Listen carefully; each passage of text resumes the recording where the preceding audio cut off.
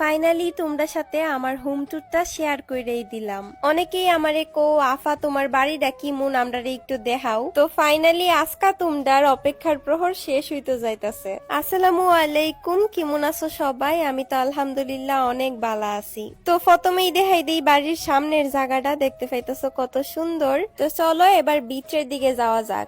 এটা হইতেছে ডাইনিং আর drawing room, যদিও সব ফার্নিচার এখনো ফালানি হইছে না। ঘরটারে লাক্সারিয়াস এবং রয়্যাল লুক দিবার লাইগা বিবাড়িয়া ইন্টেরিয়র্স এর মাধ্যমে ইন্টেরিয়র এবং জিপসামের কাম করানি হইছে।